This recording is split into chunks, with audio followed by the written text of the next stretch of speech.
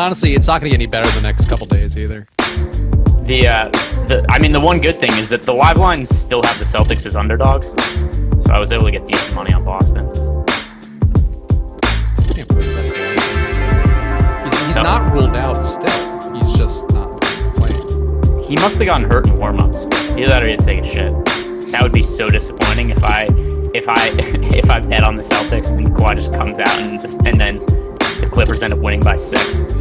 He looks 15 pounds lighter. Yeah.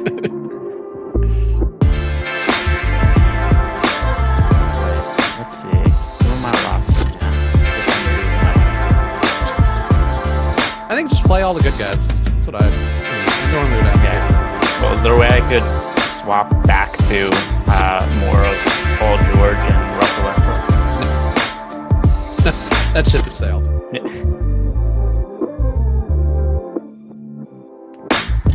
What is up, guys? It's time here for the late Slate Sweat and Swap, where we're swapping literally before the show comes on the air with all the fun of the NBA, the late breaking news. But I'm Chris Spags, joined by a man who you can see focused on his screen right now. He's Greg Ehrenberg. How you doing, Greg? Yeah, I like how you make it seem like I was able to get all my swaps done before we started. Even though I asked how can we start a couple minutes late so I could adjust some stuff with the Knicks. Still making swaps now. Oddly, D'Anthony Melton, the leading scorer on the slate as of right now. With all the Grizzlies injury news, the one guy who people did not roster for value on Memphis is the guy breaking the slate at the moment. And then, yeah, the Knicks news, we're going to have to talk about that. A lot of people are going to want to make swaps there because that is the big news, because Derrick Rose unexpectedly ruled out. Then Frank Ntilikina starting, not Emmanuel Quickley, not Alec Burks, and nothing we could do about the Kawhi Leonard news because he's just mysteriously not starting. We don't know if he had to take a crap before the game started. We don't know if he got hurt in warmups, but it looks like Kawhi is not playing. And then let me actually just bring up really quick what the sportsbook implicate, because I was able to bet Boston plus 4.5 and plus 5 right at the onset of the game. They're still 2.5 point underdogs on the live line. That's a little bit more fair. But yeah, I mean, if you keep an eye on some of those late scratches, the books have no way of adjusting for those until like way after the fact. I've talked with one of my friends who works in the industry. And so one of the ways that they trigger sports lines and take them down for injury news is it's not like they see the injury news and immediately take them down for that. I mean, they do that sometimes also, except when they get an influx of bets on a particular line, it'll trigger something and they'll go, oh, look, there's something off with this line. We have to pull it down. There's something that's happened.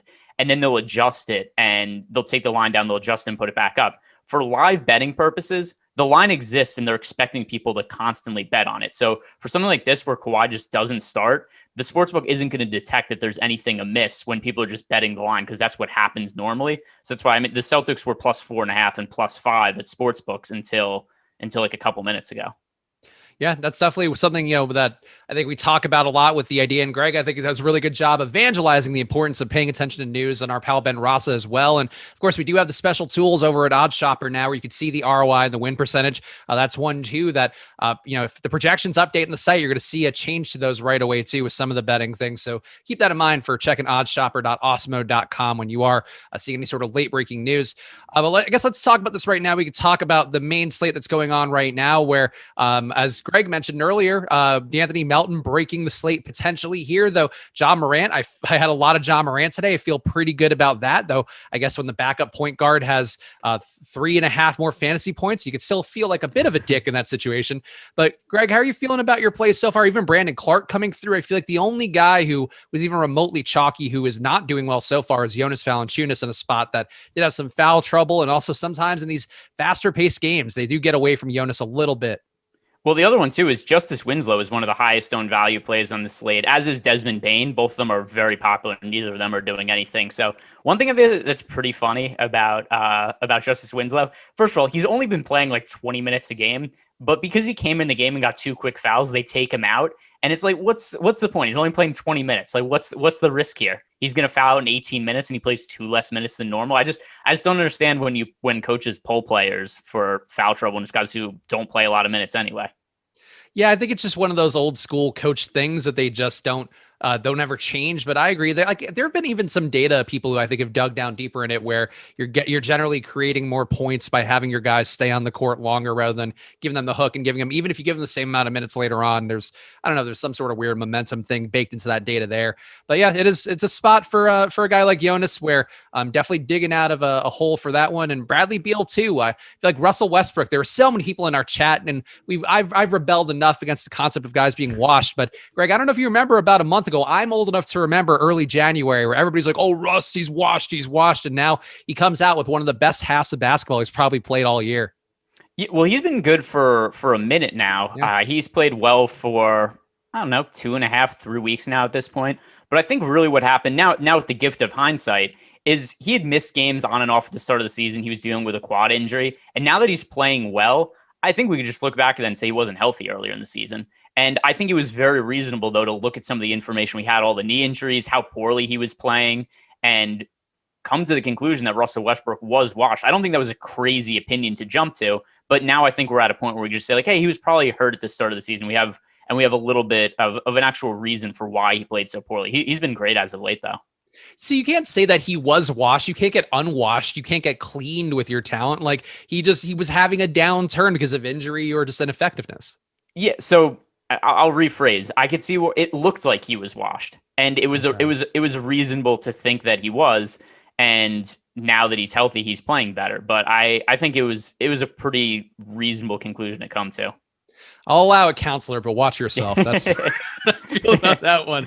But let's talk about the Knicks real fast here because we did get the news, and this was something where I went out to walk my dogs and had, like a logical person would assume that we'd see Emmanuel quickly picking up the start for the Knicks with Derrick Rose ruled out for health protocols. So if you're just hearing this news for the first time, the first thing you need to do is make sure you get rid of any Derrick Rose exposure. But second of all, I still don't mind the idea of getting to quickly heavy. I'm actually doing the thing I do, which sometimes works, sometimes doesn't, where I'm just not going to change my lineups, and I'm going to try to buy into the idea that quickly plays off the bench and then earns minutes and ends up closing the game. Whereas Frankie Smokes, who's really still doing nothing this year, I guess his true shooting numbers 53%, his assist rate at 11%.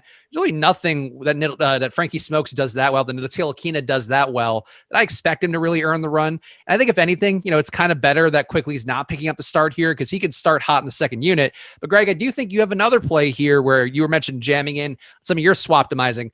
Is there another Nick that you think could potentially be a high upside play? And I guess talk about Frankie Smokes too and what you're getting with him. All right, so I have exposure to Ntilikina on both FanDuel and DraftKings, but much more so on DraftKings. FanDuel, with my latest swaps, I have him in 10% of my lineups. DraftKings, he's in 40% of my lineups now because he's the flat min at 3K. And it's really hard to look at his data this year and really take anything away from it. He's barely played. He's been buried on the Knicks bench. He was hurt for a while, and then he came back. He was just a DNP coach's decision. So he's played 7 games all year. He's playing 12.5 minutes per game and averaging 9.5 fantasy points. But still, I mean, even if we look at that production, we say that, hey, if he's going to get to potentially 30 minutes at a minimum price tag at the point guard position, then I think there's a pretty good chance he scores somewhere in the neighborhood of 25 fantasy points and makes for a pretty good value play. I didn't give him 30 minutes, but I think there's a chance he plays that many. But even giving him 26 minutes, I have him as one of the stronger value plays on the slate. So Ntilikina is definitely somebody that I want to get to. I agree with you. I think Quickly is a good play on DraftKings as well. But Alec Burks is somebody who also really stands out to me. And somebody who's kind of gotten lost in the shuffle when we've had some of these Knicks value games, which, by the way, also, remember the last time we were doing a show together, there was a Knicks value game. I was very heavy on Alec Burks that game. Everybody was giving me shit for it at the time we were doing the show. Everybody's like, hey, Alec Burks, he's ruining all my lineups. He sucks. He went into the fourth quarter of that game with 4 fantasy points and then just caught absolute fire and hit like 7 threes in the fourth quarter and finished with, I think, either more or comparable fantasy points to all of the other Knicks guards in that game. Alec Burks finished with, I'll bring up what the exact total was. I like that you just won a victory lap. This is so bad. Oh, yeah. 33 and a half. There we go. A week later, I'm going to victory lap Alec Burks. 33 and a half DraftKings points that game.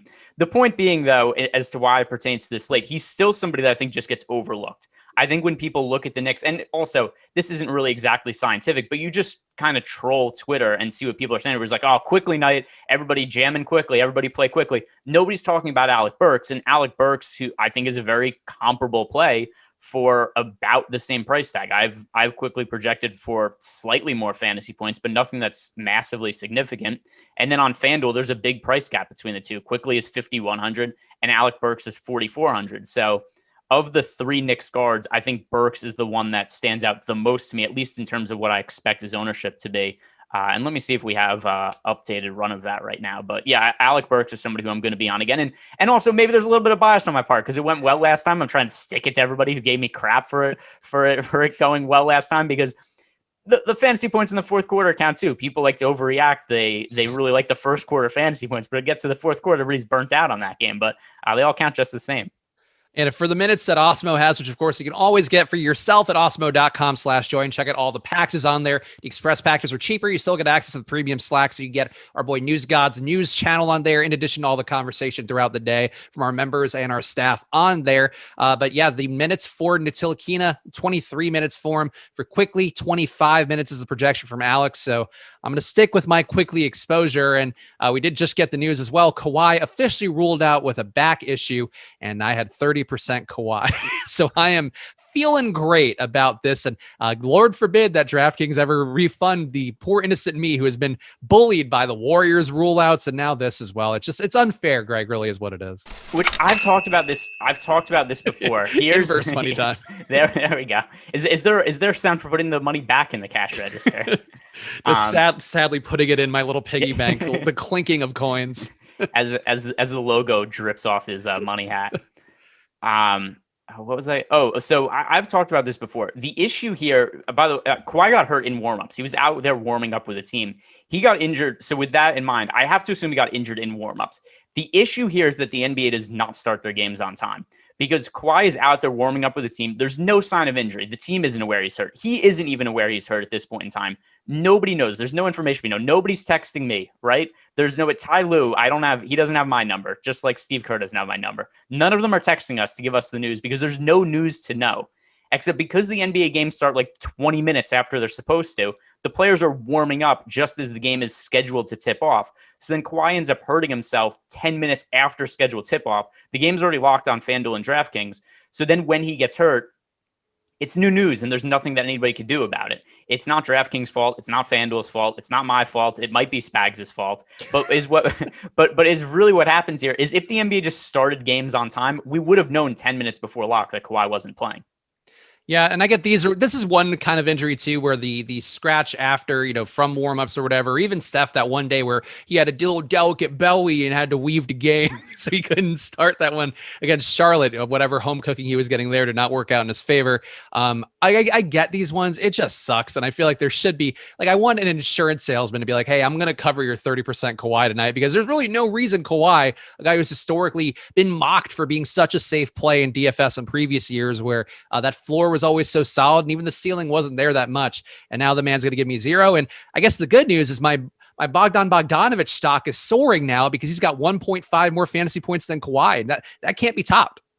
No, I mean, well, one of them is definitely a better play than the other, but it's still, it's really rough for DFS person. And I just don't understand why the NBA can't start games on time. I don't know. Maybe people are tired of me ranting about this. I haven't looked at the YouTube chat, but I don't understand why the NBA can't just start games at the scheduled tip. Like NFL games start at 1:00 every day. The game starts then. Baseball games start at scheduled time. Basketball, just like we started whenever the hell we feel like it. I don't know why they even have a schedule. It's not like they're waiting for fans to show up to the games at this point. Even when they were playing games in Orlando where there's no fans. I know people have conspiracy theories they're doing it to milk concessions out of the fans. There's no fans there. They just can't start shit on time, and I'm really annoyed by it.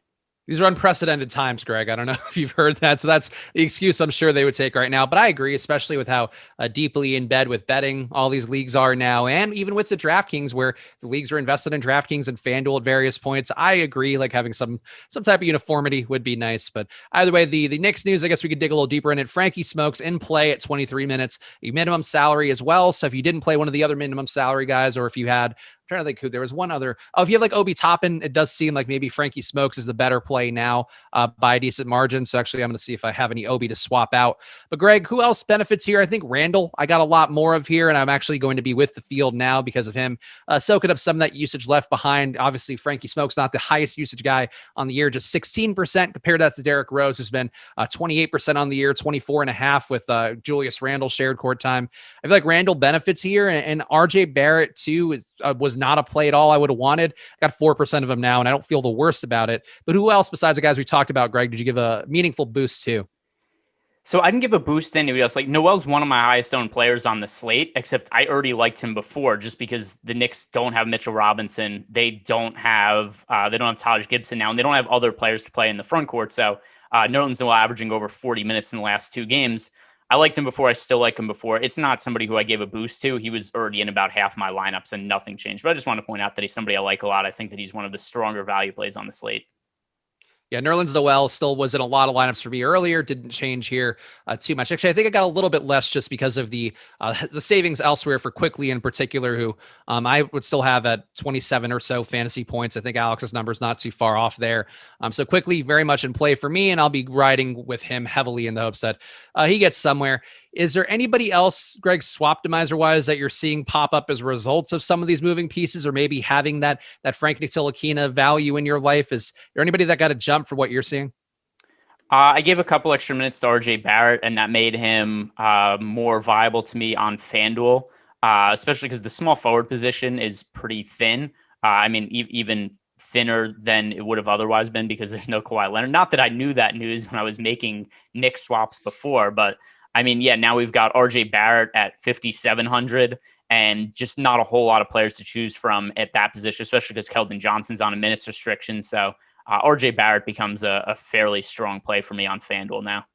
Are you getting any more of one of the studs here? Because I feel like just because of the savings that open up if you're swapping to Frank at any volume, like did you get more Giannis or Jokic or any of these other guys? It's obviously not the direct swap you're making, but part of the reason you're swapping for the most part is to get that savings in there, and then you could theoretically pay up at another spot.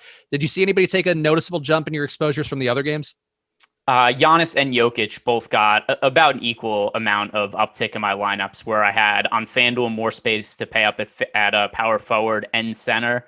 And then on DraftKings, where there's more flexibility just by playing cheaper guys, I then had the flexibility to get up to Giannis and Jokic more. So yeah, my lineups ended up being really heavy stars and scrubs, and that's not what it looked like earlier in the day. Got a question in the premium Slack from TRD. Doing an either or, but we'll take it because we're talking Knicks here. Asking Frankie Smokes and Barrett or Quickly and Brook. I presume he means Brook Lopez. I would favor the Quickly and Brook Lopez side. Brook Lopez still a guy I think who's going to now get completely forgotten value-wise, but I think he's in play overall in this spot against a Denver team that gives up a lot of assisted 2s and 3s. But Greg here, you had to choose with Frankie Smokes and Barrett or Quickly and Brook Lopez for DK. Which side would you choose? It is going to be Ntilikina and Barrett for me. I don't really like Brook Lopez all that much from a points per dollar basis. And then just points per dollar, I prefer Ntilikina to Quickly just because Ntilikina is starting. And then RJ Barrett, I also think that he maybe doesn't play a whole bunch more, but his minutes overall have been trending up lately anyway. So RJ Barrett, his price has gone down over the last month or so. I prefer that combination. I think there's a lot more safety in that combination, at least. Somebody in the YouTube chat, Josh, saying Kawhi alert never came to my phone. Seems fishy. That's because there was no alert. It just happened and he wasn't playing. And then everybody's like, oh, he's not playing. And then we learned that he wasn't playing. So that's why there's no news about it. It was just a thing that happened. Trust me, if there were news about it, I probably would have been like, yeah, 30% Kawhi seems like a good time. Yeah. Is this another one of those situations where you probably knew, but then you wanted to play a bunch of Kawhi so people wouldn't know that you knew? You got him again. You got him again, Spags. That's true. I even on the deeper dive with Adam today, I was filling in for our pal Waffy, who's enjoying some of the spoils of being a new father. And I was just like, oh yeah, Paul George, like screw that guy on DraftKings, which is part of my misdirection to make sure that everybody else didn't benefit. And I also don't benefit. I don't want to really benefit from knowing the news, Greg. Not like you, at least. I want to suffer along with the people, but know in advance. So some sort of S&M style thing where Yeah. I mean, who doesn't love a little bit of pain? You just right. It's just like you're cutting yourself or whatever. But then it's also the thing too, where you really like. one of the most fun parts of DFS is just complaining about it on Twitter, coming on streams and complaining about it. You can't do that if you're winning. So there's always, even if you're losing, you're winning when you get to do content. That is true. And we are about 10 minutes away from the halfway point of the show, which we still call money time here on the Late Slate Sweat and Swap show. So smash that like button now. We got about 256 people in here right now. I don't see any reason we can't get to 75 likes. And if you do that, I'll give you guys the top 5 owned plays for DraftKings and FanDuel's night slate. In addition to the showdown slate, there is I think a kind of unsexy showdown game tonight with Phoenix and the Lakers, but still one that does have ownership projections for it and some big tournaments on both DraftKings and FanDuel. So hit that like button, everybody who's in chat, and get us as close as we can to 75. And we'll give you guys here all those top owned plays according to our projections at awesemo.com coming up in 10 minutes. Let's talk a little bit about the late slate because we've sort of covered the swap demising part of things. And we do actually have at least one very good game in the late slate with Denver and Milwaukee. And we talked a little bit about Brook Lopez. I'm more of a believer than Greg is, but I do think Giannis, to me, still one of my favorite plays on the main slate for the late slate as well. I think he'd be a guy I'd have a hard time moving away from, even though he's going to take a little bit of a drop with Drew Holiday back in the mix. Awesemo has Drew Holiday today getting 24 minutes. He is still on some sort of minutes restriction, though we don't know what it is. Greg, how do you feel about Giannis here? Is he the buck you want the most here, given that you're not a Brook Lopez believer? And I don't think Middleton's going to pop up too much for people at his price point, at least on DraftKings. Yeah, so I got to Chris Middleton some on FanDuel, but not on DraftKings. And something else we have to consider is Drew Holiday, even though he's not playing full minutes, Chris Middleton has gotten a huge usage bump whenever Holiday's been off the court this year. And so even if Holiday comes off the bench, he's going to have to share the court, at least in some minutes, with Chris Middleton. So that's going to hurt Middleton's production. It's going to hurt his usage. So Middleton, who's overall played very, very well over the last couple of weeks, or at least the last 4 or 5 games, he's going to take a little bit of a hit with Drew Holiday coming back. So just kind of by default, that makes Giannis my favorite player on the Bucks, especially because there's so much value on the slate now. Yeah, Giannis, to me, I think because of what I mentioned too about the assist rate and the fact that the Denver gives up about 12 or 13% more assisted twos, 5% more assisted threes, that's going to go to a guy who does assist a lot. And I think we're seeing that tonight too. We're trying to point out these things live as they happen. Where yesterday Covington, I mentioned, would be a beneficiary in that late game. And today, Russell Westbrook, part of his assist upside early is because that's kind of the same thing for Memphis. I think today for Milwaukee, Giannis is going to be able to get it on all parts of the equation. Would you be willing to play any Drew Holiday at all, though, Greg? Because the price point is a weird one, and it definitely doesn't seem like it makes sense on a projection basis. But if he does somehow get to 28 minutes instead of 24, I feel like you're getting to the cusp of usability. So any thoughts at all on playing Drew when nobody's going to be on him? So I don't have him projected for very many minutes. And then here's the other issue also. He wasn't even playing all that well when he was actually healthy playing full minutes. Drew Holiday was having not necessarily massive issues, but he wasn't playing nearly as well from a fantasy standpoint with Milwaukee as he was last year and in previous years with New Orleans. So for the year, Drew Holiday, I'm bringing up his numbers. He is playing 32 minutes per game, averaging 34 DraftKings points, which is not terrible production, except I don't expect him to get to full minutes at 32. Even if you are optimistic and you give him 28 minutes, that's still, you have him scoring well under 30 fantasy points, and his price point still at 7,200. It's way too expensive. Even if you're as optimistic as possible, it's hard to get there because he wasn't even worth the 7,200 price tag when he was playing full minutes earlier in the year. Yeah, no, I'm with you on it. I could see taking a flyer on him just because I do think the price point on DraftKings, when I was just running a couple crunches to see where things would look for me, he does open up some constructions that I think are useful if you're paying down in other spots. So that's really the one thing is if you love every other part of the lineup and Drew Holiday's the guy there, maybe you put him in that situation. But I agree, a 3.5x value projection, which is not a be all end all, but when you're 7,200, that is, it's a pretty narrow margin there for him to have the upside, even if he doesn't. If he sees 25 minutes, he's probably going to be near impossible for him to get there. Any DiVincenzo, Portis, any of these other guys for Milwaukee seem worthwhile to you, given that, you can play these guys potentially in a tournament and try to get some upside out of them. I'm really mentioning them just because I feel like they're there and we have to. No. So here's the other issue with Drew Holiday coming back and playing restricted minutes is, so it makes him not viable with his price point and the amount of minutes he's playing, but he's also taking away minutes, production, usage from all of these other ancillary pieces from the Bucks. So like you mentioned, Donte DiVincenzo, who's had some really strong games as of late, but now he just becomes pretty much totally unplayable at his price points because he played so well before that it makes it somebody who I don't think makes for a good play at all. Yeah, I think, yeah, we're on the same page with that one. And yeah, just having another body in there like Drew Holiday is going to mostly weaken these guys, especially the peripheral pieces. Whereas, Giannis is going to be doing so many different things on the court that I feel like that's the one play I feel the most comfortable with. And Middleton on FanDuel too. That's a guy that I think makes a lot of sense on there. On the Denver side, though, a lot of shows earlier, I saw the YouTube chats and mentioned this during the deeper dive as well, that people are saying Jokic is like an unfadable play. And I think to me, I worry about just him being a bit overowned today, just given the fact he's coming off of a monster day yesterday. People, I think, don't recognize sometimes that the Milwaukee matchup, especially with Drew back playing any minutes, is defensively still a tough one. I don't mind Jokic, but I do feel like you can get away here. Like Montrezl Harrell is super cheap. He's starting. We got a Lakers starting lineup too real fast, which I guess we could just hit on quickly. Schroeder, Caldwell Pope, LeBron, Markieff Morris, and Harrell are the Lakers starters. But I just feel like at center, you can get away from him. So I don't mind doing that and trying to go to Murray, trying to go to Porter, even trying to go to Barton, just trying to find other pathways for Denver to have results today. But how would you consider it, Greg? Would you want to go very, very heavy Jokic or try to get lighter there in the hopes to just get away from the field?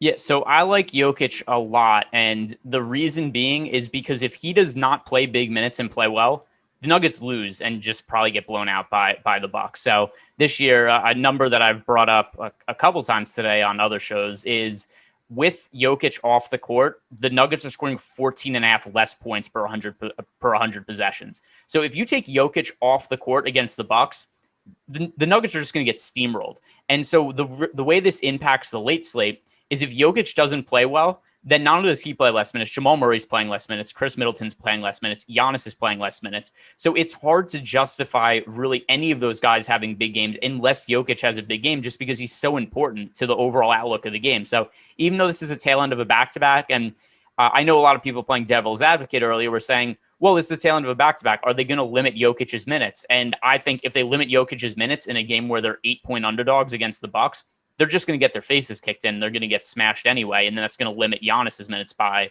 that reason also. So that's why, to me, Jokic is the best overall spend-up option on this slate. Then I would go Giannis 2 and LeBron 3. Okay. Yeah, I still heavily favor going towards Giannis's way. And I think I'm just more a believer. And I talked about it a little bit, and I think it didn't necessarily bear out last game. But for the most part, Jamal Murray this year in games without Millsap, without Gary Harris, without JaMychal Green, up to a 28% usage rate. And Jokic still around his 29%. But Jamal Murray starts to assist a little bit more. I think he's also been, we're seeing it this month. I think there are two things kind of going there where A, Jamal Murray just had to do more. But B, these guys being out do have, positive effects over the term of the longer sample size. So I think the one way to get away from Jokic to me is playing at least one of Murray and Porter. And then like Jokic can have a 50 fantasy point day, which I don't think would kill people who played him.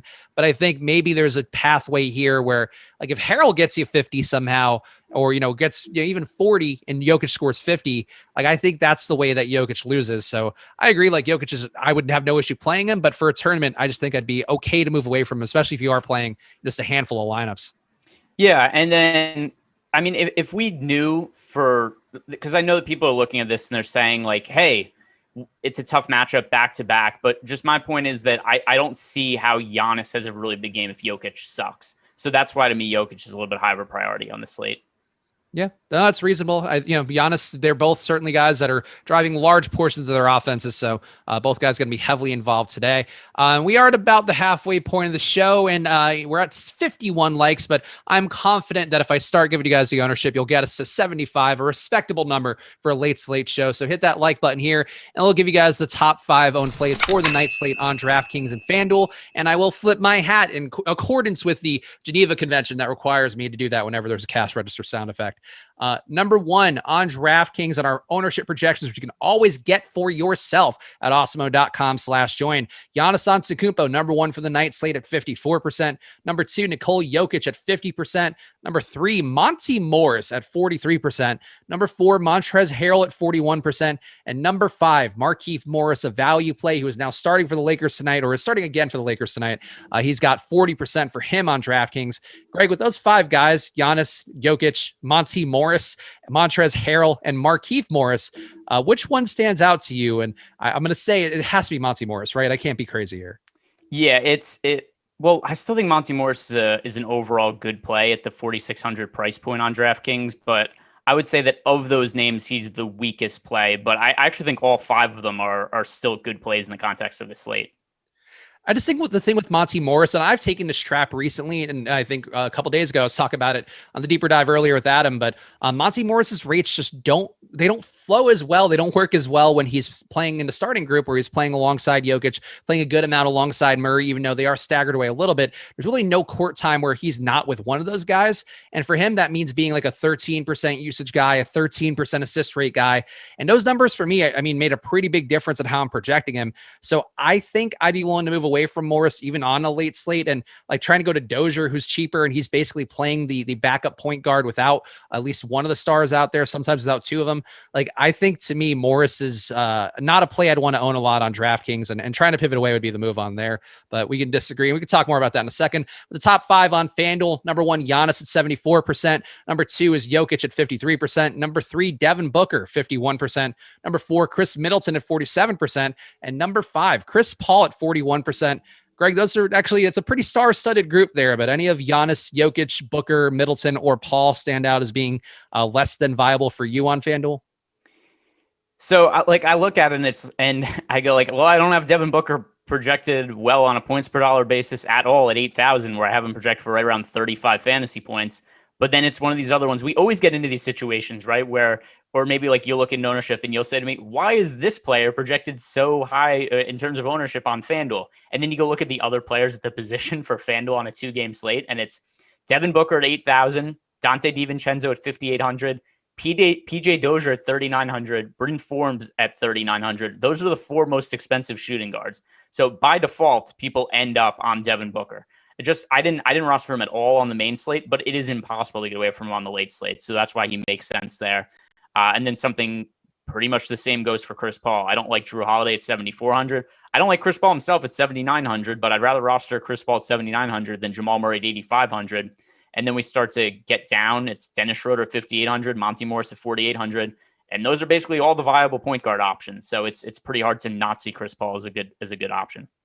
Yeah, I like Chris Paul. I think I'd be willing to move away from one of Booker and Paul, and this is going to tie into my overall Jokic narrative, but I think taking DeAndre Ayton's not a crazy move here, given that he's going to now be getting more Montrezl Harrell, and for whatever Marc Gasol's worth, he's clearly not as good as he has been in previous seasons, but still a guy who, is capable and, sort of plays the chess game of being a center pretty well, whereas Harrell is going to give up a lot of rebounds. I think he's also got a lot of potential really being one of the most viable big men the Lakers will have tonight, even with Damien Jones still questionable too. Harrell has to be out there, but I think that's going to benefit Ayton here, where he's going to get some easy looks at the rim. Ayton certainly, or Harrell, not a good defender by any stretch. So I think pivoting away from one son on FanDuel and being willing to go to Ayton would be the thing that I find interesting. Joe Borski in the YouTube chat saying, taking quickly, but what about playing Giannis and Jokic together? Any bad side to this? The bad side is just that those guys have normal days where the game blows out in some way, and then you're taking crappy value to get to those guys. But Greg, I don't like Jokic as much as the field does, but there's no downside to playing Giannis and Jokic together. So what was the full question? Just Giannis and Jokic. I'll bring just up playing any bad side to playing Giannis and Jokic. Just a general point, nothing too deep. No, not at all. I think that the two of them together, especially for this late slate, we have a decent amount of viable cheap options, right? I mean, I know that we said that Monty Morris, maybe relative to ownership, we were a little surprised how owned he is, and we could circle back on him and talk about him more in a second. But Markieff Morris, Montrezl Harrell, PJ Dozier, at least for the late slate where it's only 2 games, I think Brook Lopez is a viable option. Kentavious Caldwell-Pope. There's actually a decent amount of cheap plays that we could look at and feel at least pretty confident these guys are getting big minutes and have at least somewhat of a floor. So it's not hard to get up to Giannis and Jokic, both of whom I've projected for right around 60 fantasy points. Yeah, I agree. And the question from Jeff in the chat saying, LOL, what's a Jokic bust? Like 50? Yeah, I mean, it's probably like a bad day for him would be 50, but then if LeBron gets you 60 or something, or Booker has an outlier day, the point is it's DFS, and you got to sort of look at the overall picture of things. And even on a short slate here, I think there are ways you can get away from Jokic and still make highly projected lineups, which is kind of the point of the whole thing. Damien Jones will play. Our boy News God is saying in the YouTube chat. So there you go. He'll be available at least. And whether he plays, I think he played the blowout last game, but you got to assume he's going to get some minutes today. I guess, Greg, do you have any interest at all in Damien Jones as a pivot to a guy in Harrell who seems fairly obvious now that we know he's starting? Not really. If you're playing like 100 lineups or 50 lineups and you want to take a flyer on Damien Jones and put him in one and you think that he plays some of the center minutes, okay, fine. But I think still the most likely scenario is he plays like 8 minutes or less and probably even more likely never sees the court. And we also just got the Bucks starting lineup, and it's Augustine, DiVincenzo, Middleton, Giannis, Lopez. So no Drew Holiday starting there, so he'll be segmented away from that first grouping at least, but still projected for 24 minutes by Awesemo, so keep that in mind. Let's talk more about Phoenix and the Lakers, and I guess I'll give away the top 5 for the showdown. Let me just make sure these are recent here, but of course you can always get the late slate ownership, the main slate ownership, really for all the slates, including the big showdown tournaments on the awesemo.com/join page. We have the grades form of them for the express package, the regular data you can also get. So go get over there to awesemo.com/join. Number 1 on DraftKings, total ownership is LeBron at 83%. Number 2 is Chris Paul, 62%. Number 3, Montrezl Harrell, 54%.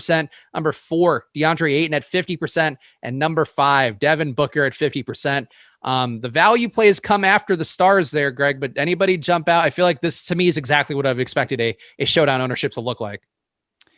Yeah, I mean, all those names make sense, especially the value plays, right? Harrell's starting now, Markieff Morris starting now. The prices are right on those guys. Also, Marc Gasol out because of COVID protocols. So there's a whole bunch of minutes up for grabs in the front court anyway. Well, not like a million minutes or anything, but, Gasol typically plays right around 20 minutes. And Harrell's going to fill some of those minutes. Markieff is going to fill some of those minutes. And we know the Lakers are probably going to go small ball, and they're going to run some Jared Dudley at center. They're going to run some Kyle Kuzma at center. So all that makes sense. The value plays are right, and then the pay-up options are fairly obvious. Yeah, and I would say too, I mean, you got to assume Damien Jones should see some minutes here, but it wouldn't be surprising if, like you're saying, Greg, like if it does go small ball and Jones doesn't even play in the second unit and they go, I don't even know who they would go for on their end, but like if you're going against Saric as the center, you don't really need to go to Damien Jones unless you really want to. No, I think they're more likely to play Jared Dudley than they are to play Damien Jones. Yeah, I think that actually could be sneaky for the showdown. Not going to be very highly owned. Probably well-deserved for Jared Dudley. On FanDuel, the top owned plays for the showdown is a single game on there. LeBron at 85%, Chris Paul at 60%, Montrezl Harrell at 50%, DeAndre Ayton at 49%, and Devin Booker at 37%. That's total ownership. And the MVP looks like it'll be LeBron by a pretty wide margin on there. So if you are riding with those plays, that's one for you. News got a slack at something. Keefe is remaining at the 4. Frank says they may go with centerless bench groups rather than designating someone like Kuz or Jared Dudley as the center. So there's an interesting little take from our news god there in the chat. But positionless basketball, Greg, that's what everybody loves.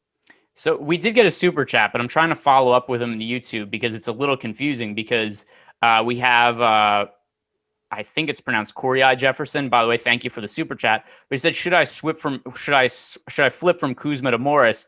And I don't know which Morris he means. I don't know if he means Monty Morris or Markieff Morris. So if you could follow up on that, that would be helpful. He's got to mean Markieff, I would think, just because and just leaving the money on the table. But from a price perspective, it makes more sense to be Monty Morris.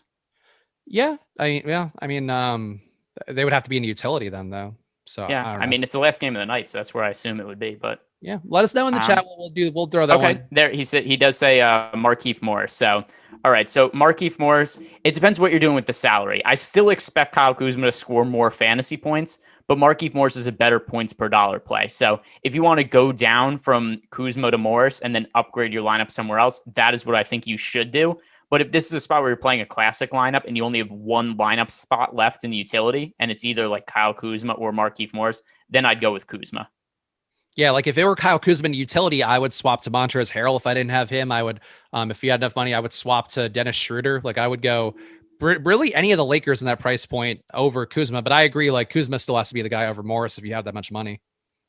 Yeah, I mean, I totally agree with all that. And yeah, so we got that sorted out also. So I guess if I had one other follow-up question, I'd say, is this for the showdown or is this for a classic slate? Because that would also, then we could just look at the pricing and say like, okay, relative to Kuzma's pricing in the normal DFS contest, we could say who our best play is in that price range. And I'm just going to bring that up because we have Kyle Kuzma is 5,800. So I would go with, if you could swap to anybody and it's just the utility spot, Montrezl Harrell would be my top option. If you have the utility spot open, just because that's who I have projected for the most fantasy points out of Kuzma, Schroeder, and Harrell. Fucking Bogdan Bogdanovic still has 1.5 fantasy points. I'm so mad at him after his non-brother Bojan, who I heard you guys talking about on the tip-off today. After he was so great yesterday, now Bogdan comes back in and Bogdans it up for everybody. By the way, one of the funniest parts of this slate, Russell Westbrook not having a good fantasy game. Oh, wait, he's not anymore? He slowed down? I think he's negative fantasy points in the second half so far.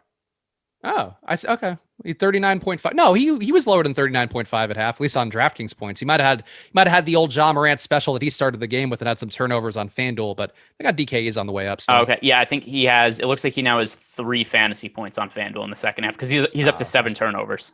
Ja Morant at 40. Ja Morant I ended up with 98% of today and was like, oh God, I am terrified. But the rates without Kyle Anderson jumped out and I muted him a little bit, but he had like a 45% assist rate and 35% usage. And I wasn't sure if that was when the Grizzlies were like playing 5 dudes and most of them were really bad. But Ja's coming through in a nice way today. He's taking it personal against Russell Westbrook, which you love to see.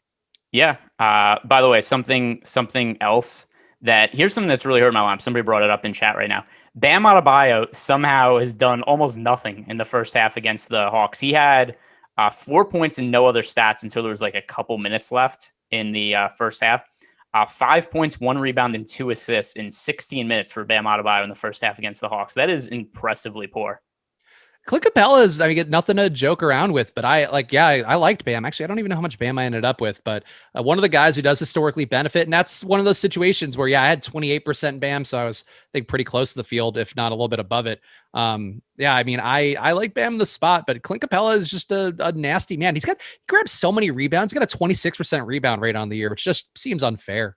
Yeah, and by the way, Paul George is definitely going to end up breaking the slate now that Kawhi's out. Paul George is up to like 30 fantasy points with a minute left in the first half. That's some nonsense, especially because I was so high on him on FanDuel, and I'm still relatively high on him, but I was going to be way overweight to the field on him. And then on FanDuel, at least, where once Derrick Rose got ruled out, so then that's the biggest sacrifice to upping Burks and quickly is bringing down my exposure to Paul George because there's all this value at that position. So I went from like 60% Paul George to 30% because of the Rose news. Also, apparently Westbrook has 8 turnovers. Kevin is saying in the YouTube chat, so that would be a contributor to why he maybe doesn't look so great on FanDuel. Yeah, that is a lot.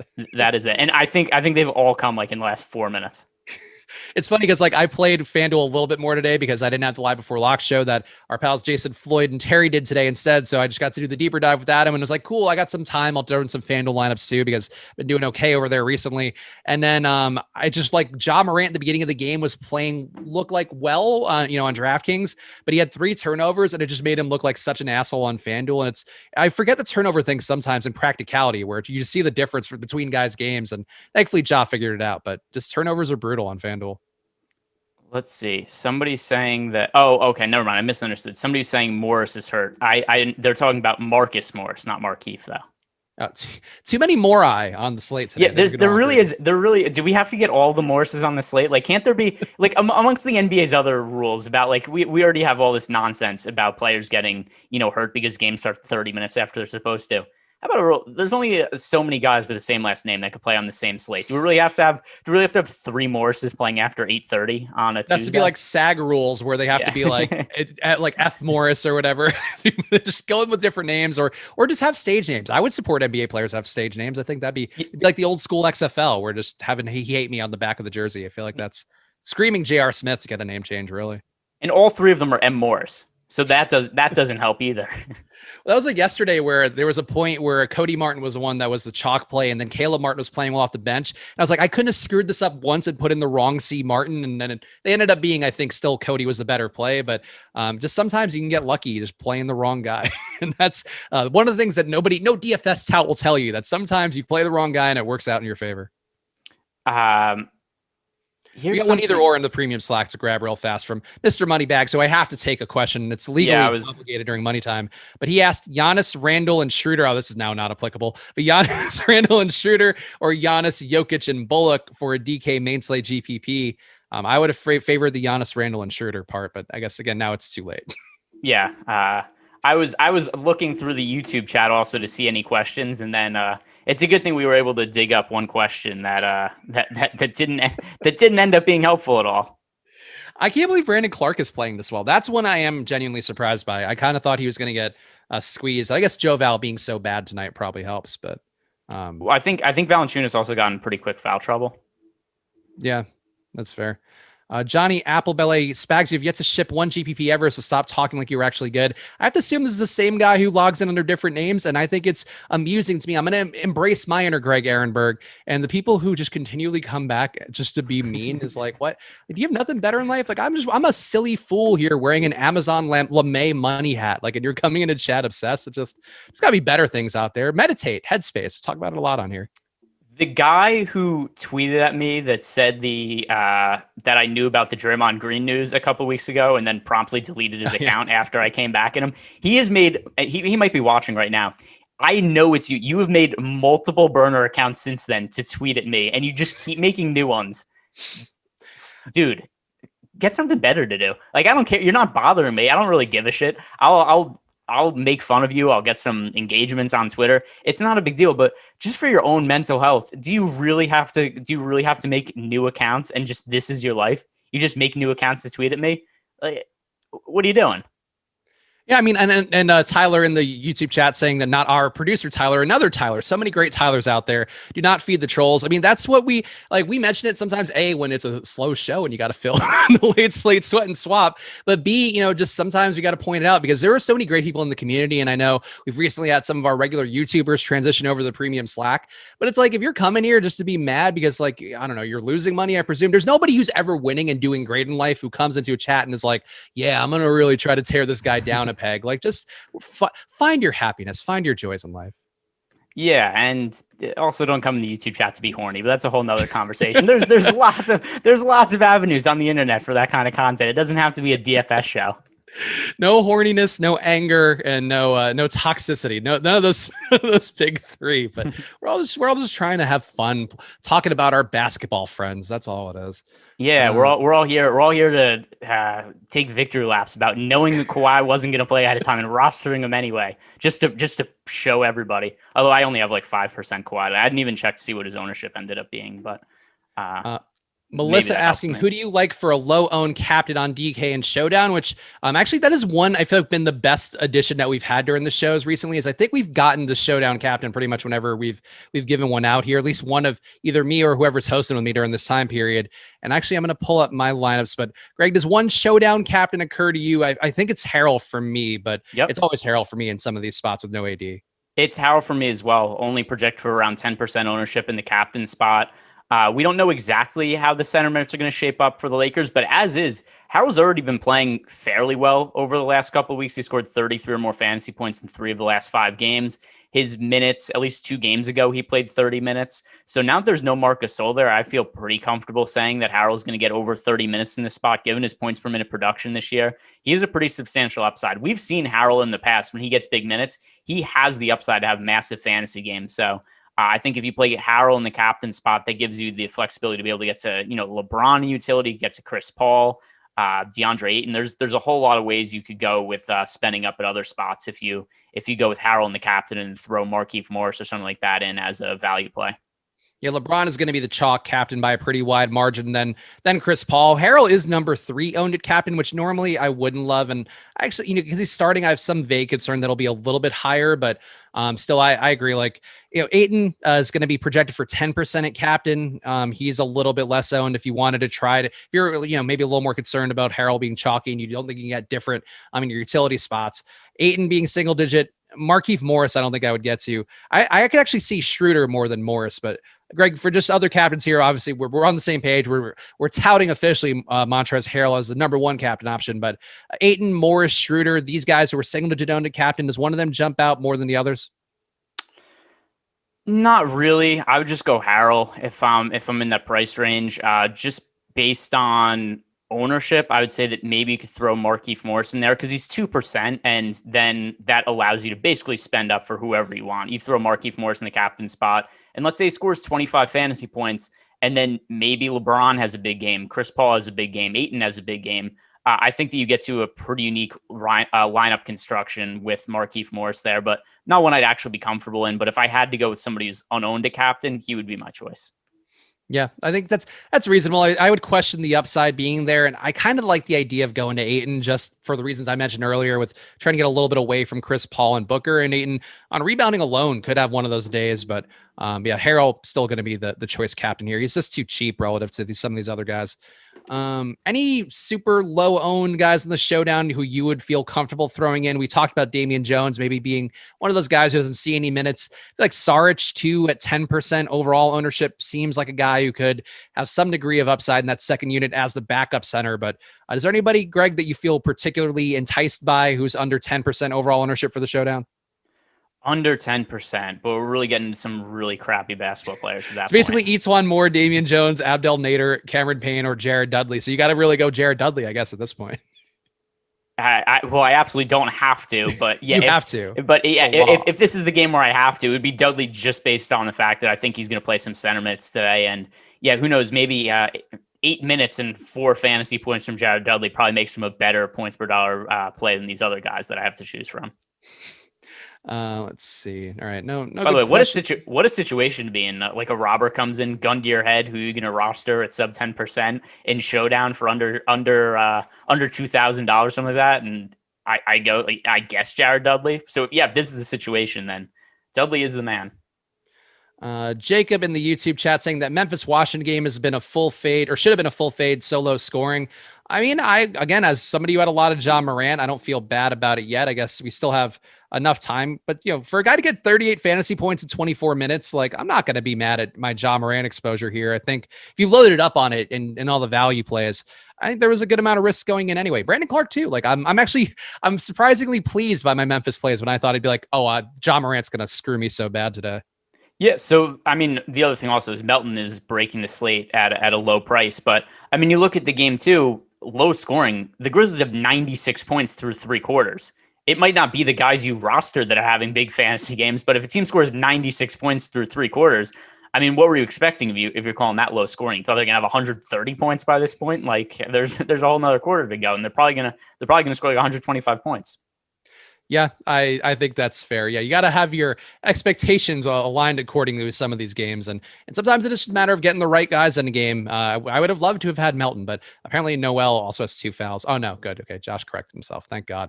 AJ's asking Pat Connaughton or Horton Tucker for the late slate. And I got to say, I didn't find either being too interesting. Horton Tucker's stats, I think, too, if you look at the box scores, are going to be up a little bit because it was a game that got away from the Warriors last time out. Let's see. I have Horton Tucker at 16.4.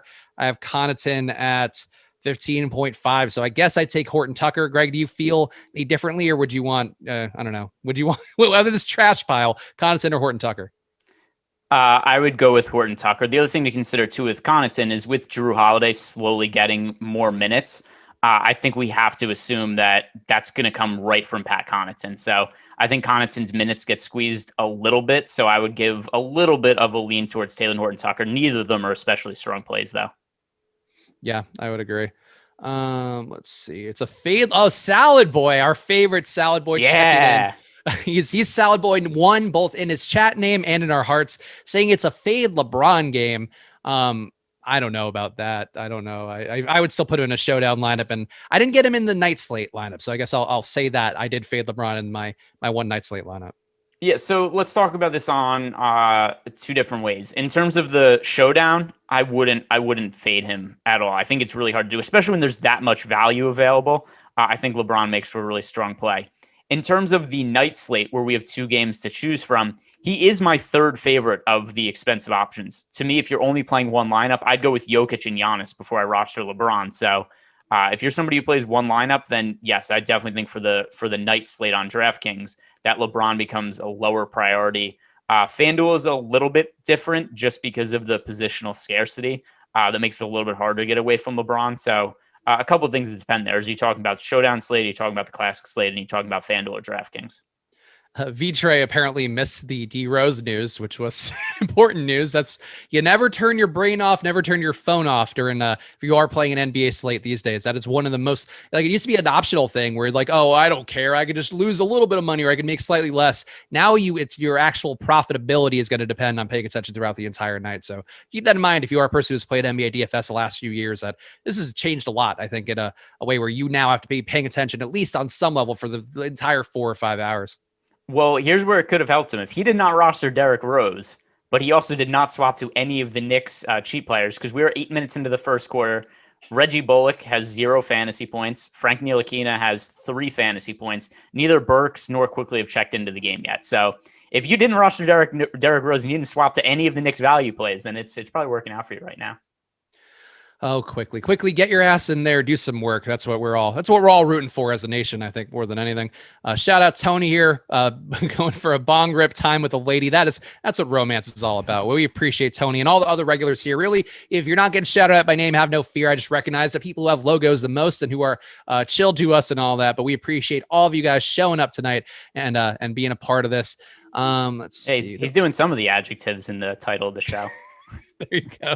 And Solid Boy was talking about the showdown. He was thinking 4 Phoenix Stars and 1 Lakers scrub. If you think the Lakers get blown out, then sure, but they are a 1-point favorite and at home, so you're getting contrarian with it. That's what I could say. Yeah. So, by the way, this guy Vodka, there's a 90% chance that he's the same guy who's been trolling me on Twitter these last few days because it's all of the same wording, it's the same logic. This is the same loser who is convinced that we all have the inside info, even though Spags himself played 30% Kawhi Leonard. Once again, colluding with the NBA to purposefully tank your lineups. Good job by you. Spags, the worst cheater in the history of everything. It's like it's too much honor. That's what people always say about me. They're like, oh, that guy, he would never do anything untoward. And that's how I feel. When Greg has all these things where he's punching Kawhi in the back before a game or having his goons, his Jeff Galulis of the world come out, I just go, no, Greg, don't tell me about it. I want to lose the honorable way. Yeah, it's like Barry Bonds taking steroids and striking out on purpose. Exactly. I just, I want to make it fair for everybody out there, for that guy who wants me to win more. I just can't do it. I'm addicted to this life of losing 30% of my lineups right away at a minimum. Yeah, and by the way, to address something else, Vodka goes, I hope all of Awesemo's stock tanks. Well, good. Here's there is no stock. This is not a publicly traded company. There is no publicly traded company that is Spags and I talking about DFS basketball late at night. Do you imagine though? Like, I mean, I'm sure with our management team, our CEO Tom, very aggressive about it.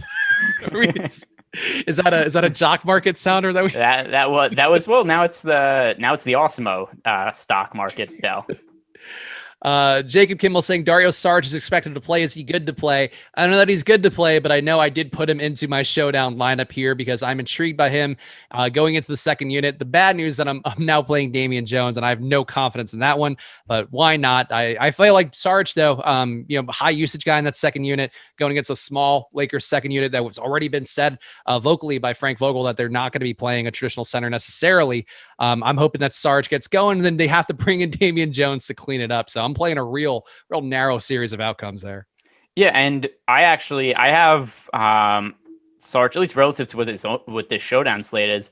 I have him projected for 19 fantasy points and have him playing right around 20 minutes. So, I mean, if that's why I have him projected for 20 minutes, if that's going to be the case at 10% ownership, then I think that does make him somebody who's a viable play relative to how low his ownership is. Yeah, I have him.